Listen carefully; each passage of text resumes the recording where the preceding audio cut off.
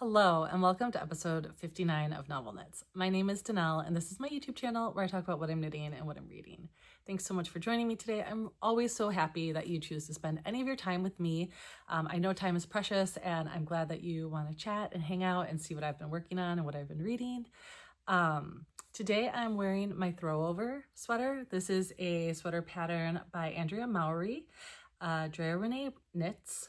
And I finished it in 2022, and I made this out of all Wool of the Andes yarn from Knit Picks, and I don't recall the colors anymore, but it's held up really well. I would say this is one of my most successful sweater knits in that I wear it yearly, a few times a year.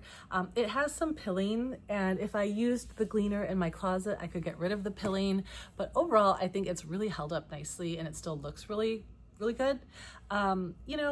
My color work could be smoother, but it's one of my first color work projects, and I'm okay with it. I really enjoy it. But let's get back to the intro. You can find me on Instagram and Ravelry as Novel Knit Girl. I'm also on Bluesky, but not a lot, as just my first name, Dehnel. I would say that Bluesky reminds me a lot of Twitter, and it's just not a platform format that I love, but I'm trying to ease into it and use it a little bit more. I also did hear that Bluesky might be working on a platform that's more similar to Instagram, and I want to sort of be around if that happens. And then I'm also Dehnel on Goodreads, I believe. If you can't find me on Goodreads, just reach out if you want to, and I can connect with you. I live in southeastern Wisconsin, which is in the United States. United States is kind of a shit show right now. I never talk about politics on this channel, and I'm not going to start now, but I've been struggling. It's been a really hard couple of months, and it's made it difficult to even come out on here and be happy. There have been a few heavy things that have gone on outside of just the general atmosphere of our country that have been really affecting me, and yeah, it's been a hard couple of months here. And busy because I have 2 teenagers, and in my house we work really hard to focus on controlling what we can, and not, if there are things we can't control, we have to try to let it go. And with that spirit, I have been really introspective and really creative, and I'm really trying to get into things that are bringing me some happiness in my space, which I can control, which means I am writing, I am knitting, I am listening to books and reading books, and I've gotten on 2 airplanes since we last spoke. I mean, I had to. It wasn't like I couldn't. One was for a work trip, and one was because my daughter was competing at a competition in Orlando. But getting away has also been really a nice escape for me. So I've been looking for more ways that I can kind of escape in general. But yeah, I'll talk more personal at the end of this episode because I'm sure not all of you care. But I just kind of wanted to let you know the state of mind I've been in and why I've been away. And also, speaking to that, I cast on 7 new things.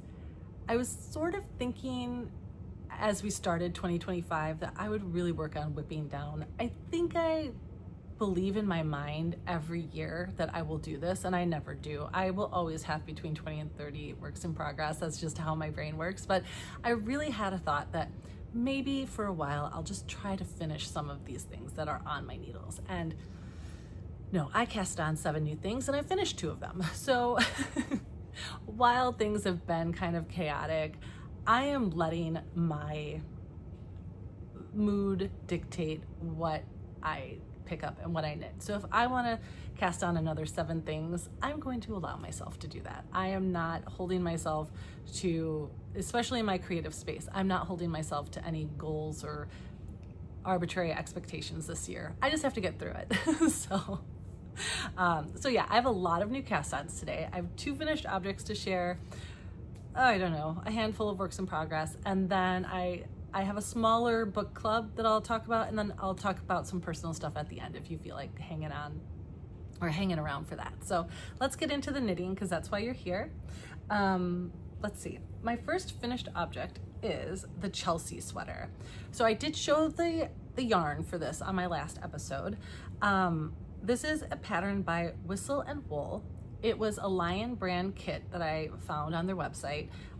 Pretty affordable. It's using thick and quick yarn, which is what attracted me to this pattern. I really wanted to make something fast. I don't know, I had like a feeling of needing instant gratification. So I grabbed onto this. The colors are wheat and obsidian. I made a size 3, which I have a ton of yarn left over. I used US 15 needles, and I casted this on February 4th and finished it on February 21st, which is hilarious because I had to redo the top of the sweater twice because with those thick size US 15 needles, I only had a few stitch markers that would go around those needles, and I lost one, which meant I lost one of my sleeves. So when I went to split for sleeves the first time, I only had one. So I had to redo the sweater. So here it is. The ends are not woven in, which is not like me, but I kind of thought I was gonna finish another sweater, and I thought that I would have a weave-in party, and that just hasn't happened yet. So here we are. And I'm really happy with this. It is super simple raglan pattern, really, really basic instructions. I would say it might be a little bit difficult if it is your first sweater, just because the instructions are so basic. There are, I think you use 1 needle, so that's kind of nice. You don't decrease the sleeves. So it's kind of just a nice chunky start to finish sweater. I envision having this in my wardrobe for cold winter, January winter days, wearing with either leggings or skinny jeans, because it is quite big. It's gonna be quite big and bulky on me, but that's what I wanted. When I saw this sweater, that is exactly what I wanted. And then that's the bottom edge. And I bound this one off the way that it said, which I think was just a regular bind off, I think. It looks, well, you can't really see, but it looks good to me. Yeah, so I have not washed it or anything yet, and I really don't think I'm going to until the summer, because a few things about this yarn, it is really heavy. It is heavy. This is not going to be a breezy sweater. This is going to be a for warmth sweater. So when I wash this, my experience in the past with Thick and Quick is it really holds on to the water. So I'm going to wait until I can wash it and then let it dry outside in the sunshine. I think that'll be a good way to wash it. But yeah, it's good. It is what it is. I'm 45 and I probably didn't need a bulky weight sweater, but I really like it, and I think it's going to serve a purpose. The other thing about this pattern is it did have optional waist shaping, and honestly I probably didn't need to do it, but I did. So I did add some waist shaping, so it has a little bit more length around the hips and stuff, which is fine. I like it. I'm really happy with it.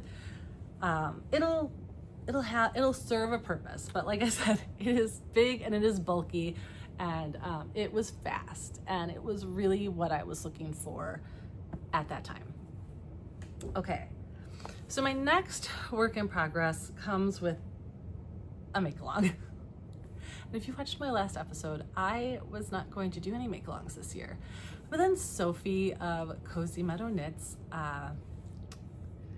she hopped into a conversation with me over Instagram about the book Bride, which I will get to the project around this, but we have both read this book and we both are a little obsessed with it. I think I've read this book 5 or 6 times. It's become one of my comfort reads. I listen to it on the plane, when I go on air. I have like a couple comfort reads that I put in my ears when I go for my plane rides, and this is becoming like the #1 comfort read of my life. I love this book. It is a little spicy. Watch Sophie's latest YouTube episode just to hear her talk about spicy books, because she made me laugh really, really hard. So we were both gushing about this book, and she said, I think I'm going to make bride socks. Is that weird? And I said, that is not weird. You are speaking my language. I think that's a great idea. And so she was looking in her stash and found a skein of yarn, and she picked out a pattern, and I was like, I'm doing this too. So then I went in my stash, I found some yarn, and I was like, I'm making bride socks too. And then we kind of started talking about other books that we thought we might want to do this with. And she said, do you want to do a make along with me called Book Socks Club? And I was like, yes, girl, let's do this. And we were having so much fun just going back and forth, talking about our book socks. And right now it is super casual. If you want to join us, like if this sounds fun to you to read a book or take a book that you own and match yarn to a cover, there's no rules really, just a book and socks that go together for you. Yeah, you don't have to read Bride if that's not your cup of tea. You can read anything you want. But yeah, so if you want to join us, it's a hashtag on Instagram called Book Socks Club because we're making book socks. So I had also started another pair of socks that were going to work for this make along really well, and I finished them already. So I'd actually already had 2 socks on brand for this make along, which worked really well. So I had just picked up a skein of yarn in my stash from Nomadic Yarns because I do have a lot of her yarn and I'm trying to knit through it this year. So I picked up Funny Story, and a couple of my friends we're college roommates and we chat a lot on Marco Polo app, and we always talk about the kind of romance books that we're reading.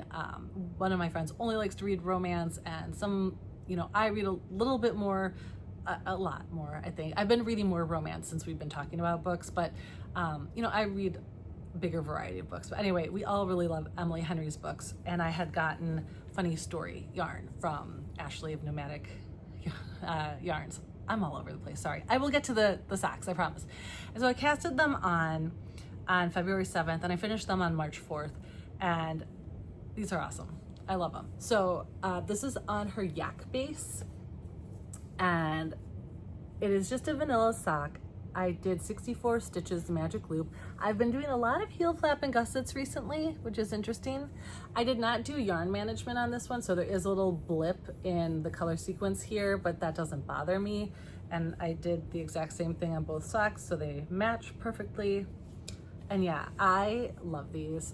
They are for me, and they match this Emily Henry book cover. So I'm not buying yarn for this. I'm matching from my stash, but I am buying books so that I can show them to you, because I actually listened to this book on Audible twice because I just recently did a reread of it. And yeah, so these are my Funny Story socks, and it is a funny story how this whole Book Socks Club make-along came together. Sophie and I have kind of decided we'll see how the year goes. If a lot of people join, we'll figure out some prizes, but right now it is just for fun, and we are having so much fun nerding out together about our stupid Book Socks Club cast-ons. So I think Sophie's next one is gonna be Deep End by Allie Hazelwood, and I'm working on my bride socks right now, so I will go into that as my next work in progress because I'm done with finished objects now. So the yarn that I had found for these socks was actually gifted to me. Did any of you guys do Fiber Share a few years ago? I think it ended during the pandemic. I think that's when I think it just ended and didn't restart up. So Fiber Share was a kind of cool yarn sharing community that you could sign up for, and you got 2 partners. One partner you would send yarn to based on their interests, and then one person you would kind of tell your interest to, and then they would send yarn to you. So you got to meet 2 new people, and it's just always been fun. So Rita is the diary behind Ex Libris Fibers, and I have a lot of her yarn that I purchased, but she was my Fiber Share partner before she started that, and this was one of her pre-business yarns. It's under Dharma Trading Company, and the color is Untamed. And I just thought, I also had this black in my stash from Leading Men Fiber Arts. It's called Darkest Hour. It is just a black, but it's a great black. So I thought putting those together worked for me for the bride books. So Nancy Wheeler had just released her collection of columns pattern. So I cast it on a sock for my husband, Nathan. These are 72 stitches magic loop, and I Nancy's pattern is amazing. I barely read it. I just purchased it, picked a column, and went. She's got, I think, 6 different column patterns that you can choose from, and you can put them on your sock wherever you want. I chose 2 columns. You could do 1 column down the middle. You could do 2 columns on the side and a different column down the middle. You could do a column down the back. You can do anything you want. So I cast it on with the darkest hour and then started knitting. I used a column that just had knits and purls, and I did 1 on each side. I probably should have I maybe would have wanted to put the columns a little closer together, but I'm happy with them. Sorry, my camera is in a slightly different place today, and I feel like I'm not putting things in the right spot. I really, really like how these are turning out. Like I said, they're gonna be for my husband. They're gonna be his Christmas or birthday socks for next year. That's much better. I like how the yarn is pooling. I think it works really well for a vampire and werewolf themed book. And I'm loving these so much. Again, another heel flap and gusset. I don't know who I am anymore. I used to never do heel flap and gussets, and now it is my go-to. We can change in our knitting. So yeah, my bride socks are on the needles and they are making me very happy. And I hopefully will finish these soon because I'm excited to find now my next book and sock pairing. I felt like when Sophie reached out to me, I just felt like I need something like this in my life. I need something that's gonna make me happy. And this really, really makes me happy. So hopefully I'll make some of you happy too. All right, so my next work in progress is another new cast on. I think this is it, yep. So I casted on the Small Fry Scarf by Samantha Guerin.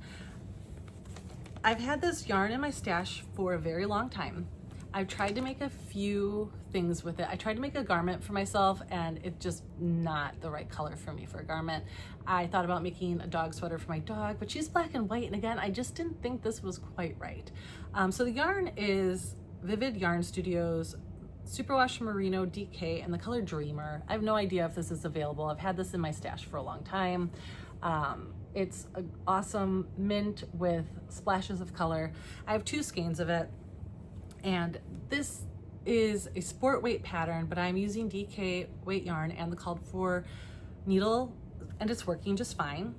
I started this on February 10th, and I really, really want to finish this soon because I love it, but I'm also getting to a point where I'm ready to get it off my needles, and I'm close.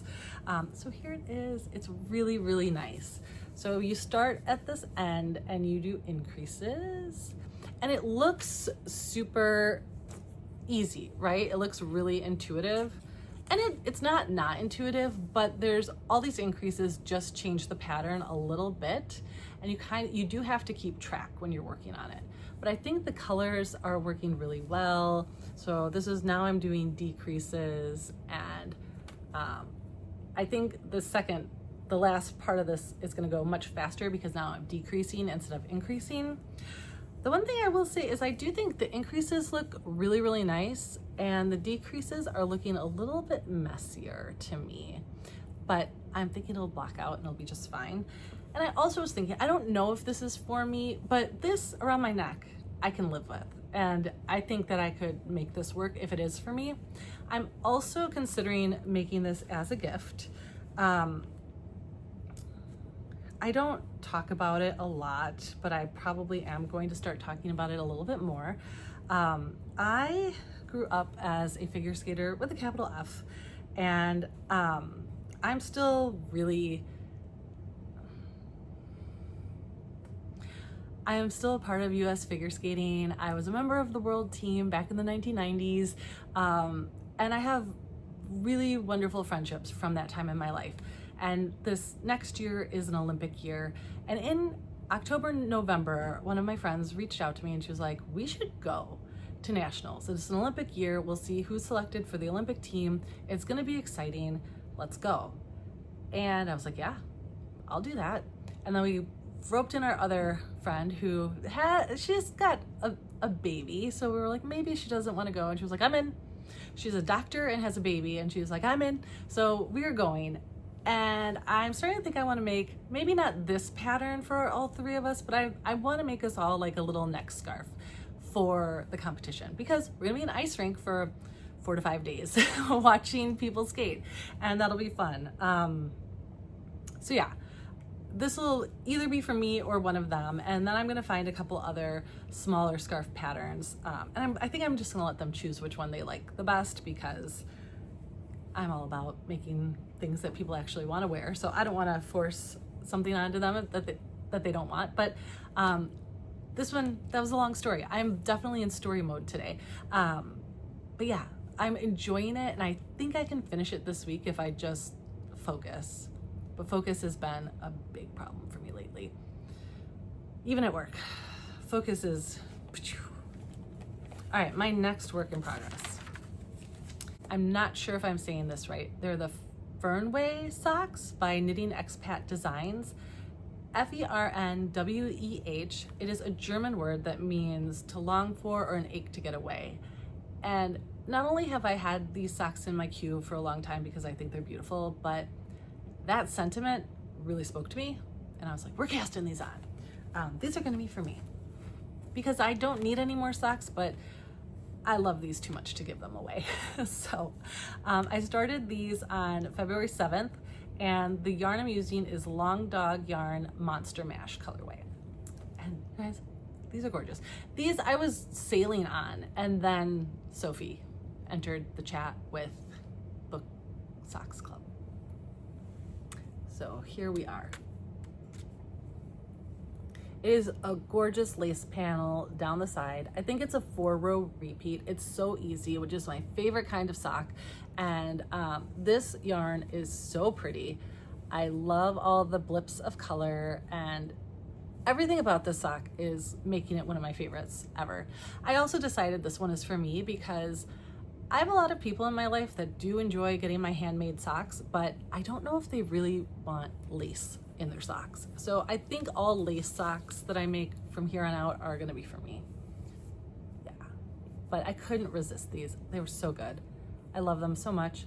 And for the second sock, you do the same thing, but you do the lace panel on the other side so that they mirror each other. And yeah, you're not really, I hope you can really see the beauty of these. They're great.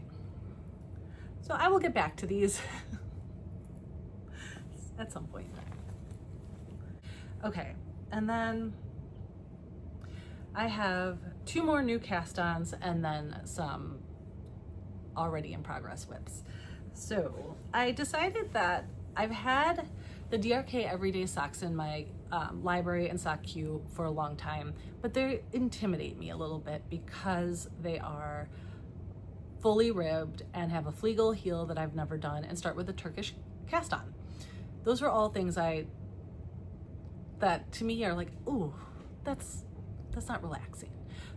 But the Bear Paw socks came out a couple years ago, and I thought, well, maybe trying it in DK is a good way to dive into this. Sorry, I have 2 projects in this bag.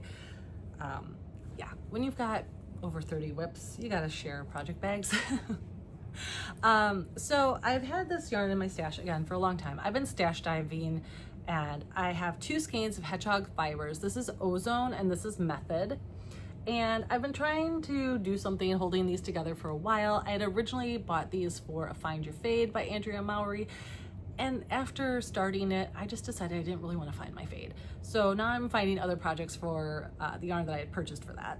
And so I'm holding these together, and again, you do a Turkish cast on, I believe is what it is, and I did it. I casted it on, and it took me a few tries, but it was good. And because this looks a little like inappropriate, I'm gonna hold it out. The ribbing pulls it in funny with the toe, but yeah, the toe started out really, really well. Really happy with it. And yeah, I'm holding the 2 yarns together, and it's ribbing on both sides. And I'm really gonna follow this closely she puts in measurements for when you start the fleagle heel. So these are going to be for me as I figure this pattern out. But if it goes fast and I like it, it might become the slipper sock pattern for Christmas gifts for my parents and for family members. So goodness gracious. So there it is. I'm gonna stop showing it. I will show it again when it has more to it. But yeah, it's coming along nicely, and after I cast this one on, I didn't pick it up for a while. And I just need to. When I feel like ribbing, this will be the thing I go for. So if I didn't say, I started that on February 5th.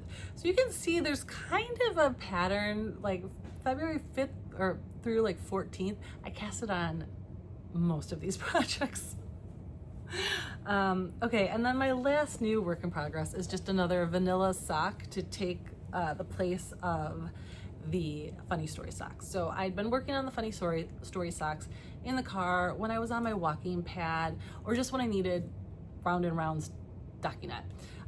So I finished it, and my husband Nathan and I were watching a documentary, and we still had like an hour left. I'm like, well, I need something else to knit on. So I just grabbed another already wound up skein of nomadic yarns in my stash, and I cast it on. So I should have done 72 stitches, so they could have been for my sister, but they're 64. So they're gonna be from my friend Julie. She gets a pair of socks from me about every year. So I started these on March 4th, which was the day I finished the funny story socks. And this colorway is called Your Hands Are Cold. And it is on the yak sock base again. So the yak sock base is a little bit darker of a base, so it makes all of her colors just a little bit richer and deeper.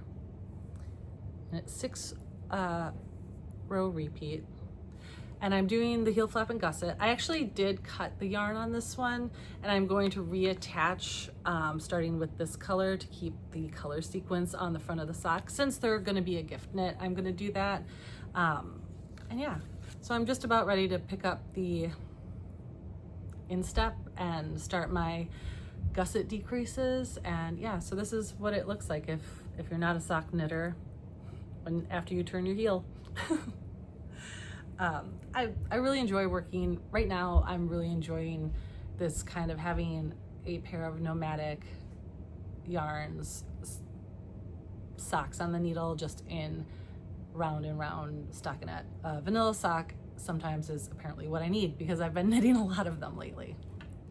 Okay, so back to things you've seen in the past. And I'm gonna try not to talk about these for very long because you've seen them both recently. So I'm still working on my ZickZack scarf. This I started in about 2 years ago, March 14th of 2023. So it's time. I love it, and everything about it makes me happy. I love working on it. When I'm done with this, I'm going to cast on another one because I really, really, really enjoy it. And I actually think it's a great scarf, and it's gonna have a great spot in like everyday life. Like, I think it's wonderful. So the yarn I'm using is Leo and Roxy MCN sock in the McSteamy colorway. I'm not a Grey's Anatomy person, so I just really liked that it's this like really variegated deep gray. And then I am using Mint Rain Rebellions Are Built on Hope because I love Star Wars and Rogue One is my favorite, and this makes me so happy. So there's a lot of yarn happening because oh goodness. Oh my, I'm going to have to fix this. Okay, I had like a Mrs. Doubtfire moment. So here's where we're at. And so since I last showed it to you, I've put on this much more. In my defense, this is using 2 fingering weight yarns on a US size 2.5 needle. So it's a small needle and you know, small sock yarn. And I love it. I love every stitch. It is so much fun. It makes me very happy. I'm going to love wearing this. It's going to make me happy. So I love it. I did have an issue where part of the skein of McSteamy got broken off. So I do have more of this, but I'm just going to knit until I'm about done with yarn. So I hope the next time you see this, it will be finished. I have been working on it quite a bit. I took this on both of my trips with me and knitted on it in my hotel rooms. So it has been getting some love, like a lot of love. It just is a slow going project. It's a 12 stitch repeat. It's the same repeat on both sides. So once you get the pattern, it is so easy. You don't have to think at all, and it makes this gorgeous chevron. It's awesome. I love it. So yeah, hopefully that will finish sometime soon. Okay, I'm gonna have to clean that up later, but that's an after we're done recording problem. Again, these two are sharing bag space because I don't need any more bags, but yeah. All right, and my last work in progress for today is my port sweater by Ozetta. I've been working on this since September. You guys, I don't know why this is taking me so long. I wanted it this winter. I thought I was gonna finish it, and I've run into a little bit of a, I wouldn't even call it a problem, but a moment where I was like, let's take a breather and have a timeout about it. So I'll show you what I've done since we last met. I finished the body and I cast it off in 1x1 rib. So her instructions, because remember what I said, if it says tubular bind off, you have to do tubular bind off. I had a loophole. She said tubular bind off or your favorite, and I was like, I do really enjoy binding off in ribbing. I think it looks good. I think it looks really nice. There's nothing wrong with it. Very stretchy. It works wonders. It's lovely, and I did not have to do a tubular bind off. So then I moved to my first sleeve, and I followed the directions exactly. I put in stitch markers for my decreases. I even did the decreases. The problem is, though, when I tried it on, it's already down to my wrist, and I'm supposed to add 5 inches of ribbing. Oh, I'm a little concerned about that. What I think I'm gonna do, so I've had a couple of weeks to think about this because it's been on my mind and I've been trying to problem solve, because I'm using the called for yarn for this pattern, which is Wool Dreamers Moda and Biche Bouche Mohair. So I'm holding this wool and mohair together. It's lovely, it's fine, but I don't really want to rip it out because that's not going to be lovely and fine to do. So what I think my plan of action is going to be to do 3 inches of ribbing instead of 5 for the cuff. And then I think I'm going to do the neckline, because there is a chance that adding the neckline will pull this up and in a bit. And then I'm going to reassess the fit, and if I like the way that sleeve is fitting. If I don't, I'm going to rip it out and approach it differently. And that might mean making a smaller sleeve size or just doing the decreases more rapidly. I'm not sure. But right now I feel like I don't want the sleeves to like get super duper long. But yeah, I love it. It's going to be great. And I'm taking my time because I don't want regrets. I don't want to just plow through it to finish it and then not wear it. And I spent a lot of money and I've been spending a lot of time on this. So I want it to be the sweater that I want it to be. This one is also going to be fairly oversized. I am really here for oversized things at the moment.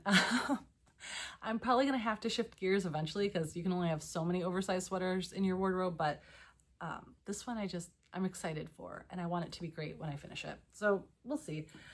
I won't show it again until I at least have that collar and the first sleeve done. And in theory, once I get that done, I should be able to finish it pretty quickly.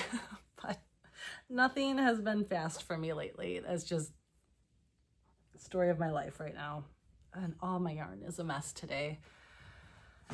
Oh, okay. So here are the yarns that I'm using in case you're new here and haven't seen them.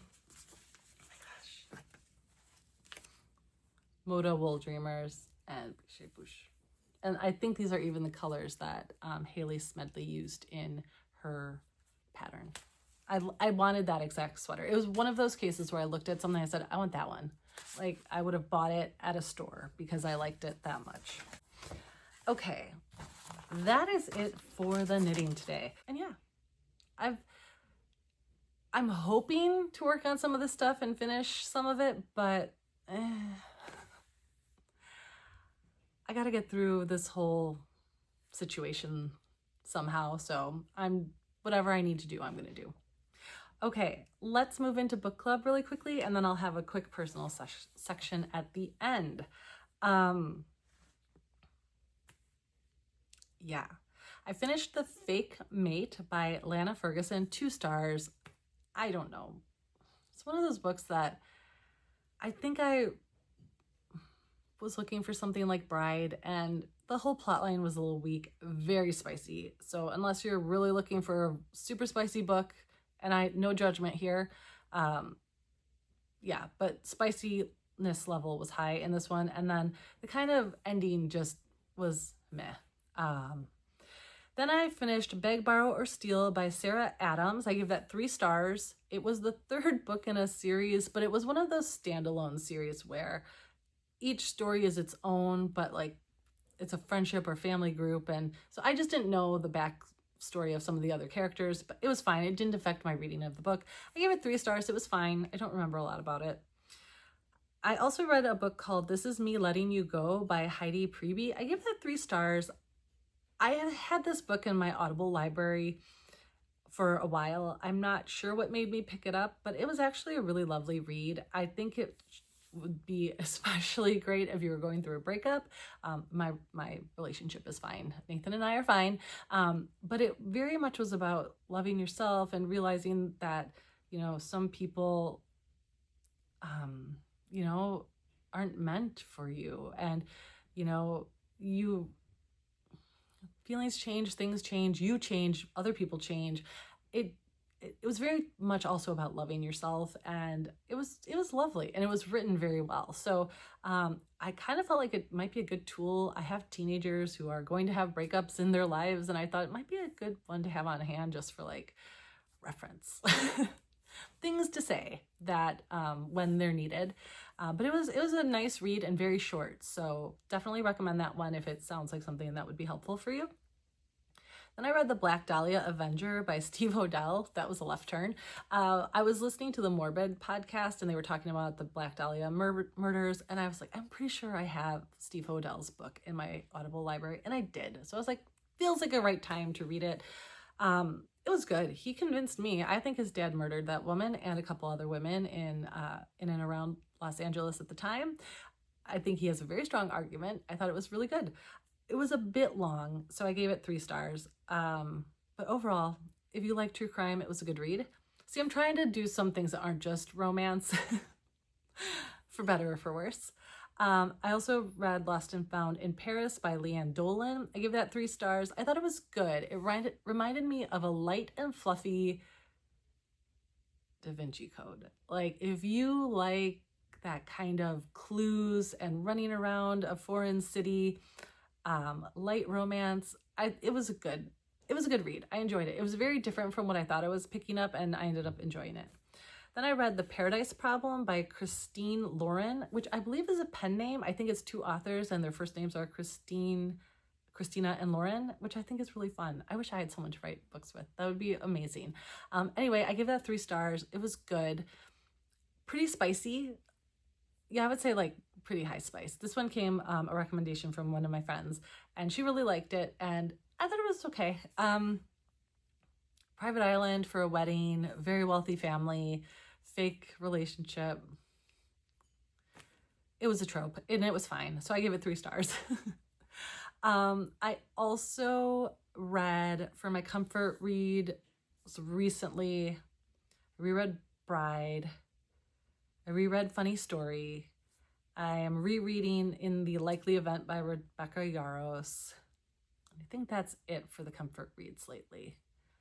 Because I've been on a couple planes, so I liked having a comfort read in my ear, and then I knit the whole time, and yeah, it works for me.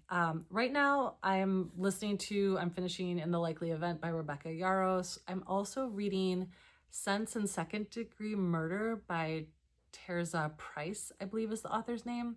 It's a Jane Austen murder mystery. I've read another book by her, and I think it was like a Pride and Premeditated Murder or something. They're kitschy and kind of cute, pretty light. If you like a cozy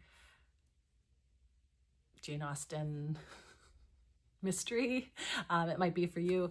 It's going slow for me. I'm not loving it. In fact, I did start another book on my Kindle, but I totally forgot to write it down.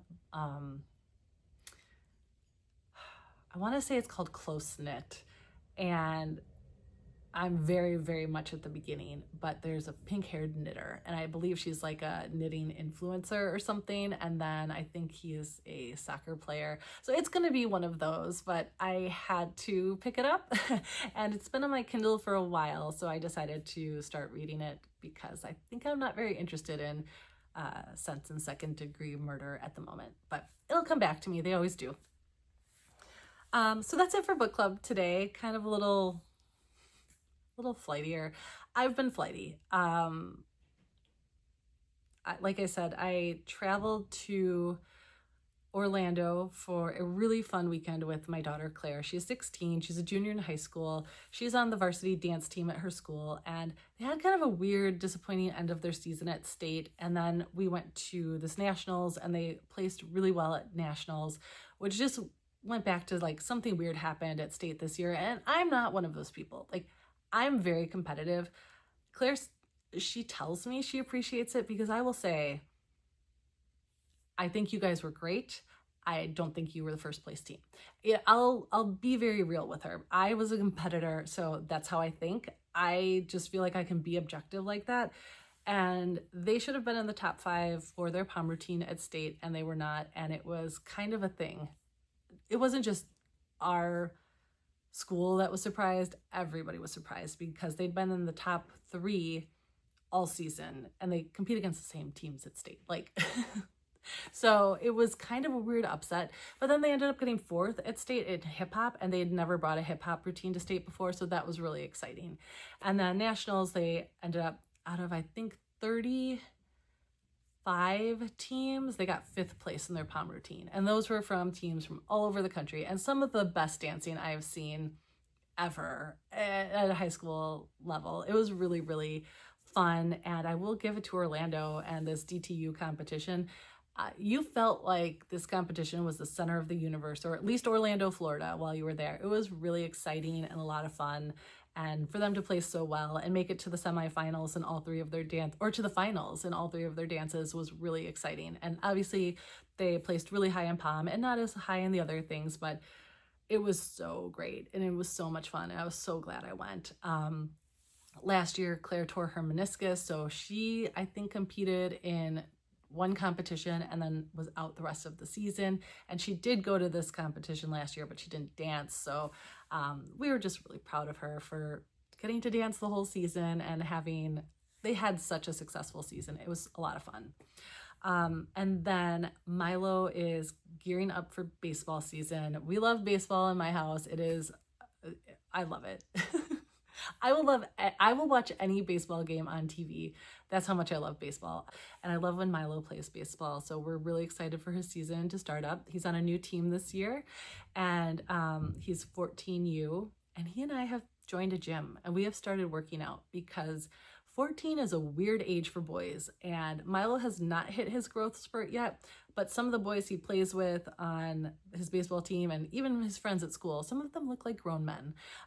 So he is who he is, and he wants to be as strong as he can be. And so I am the mom who's bringing my 14-year-old to the gym, and it's good for me too. And that's what we're doing together lately to bond, and it's been actually fun. He is the best gym buddy I could have ever asked for. I hope he will stay my gym buddy for a couple years because I really enjoy going with him. And then I just got back from a trip to Nashville for work. It was a quick trip, but 2 more plane rides. And yeah, I haven't been a great, I travel yearly. I've been getting on planes my whole life, obviously. Plane crashes happen. This most recent plane crash that happened in DC, that American Airlines plane crash, really affected me very, very deeply. It's devastating for everybody, I think. First responders, everybody who knew someone on that flight.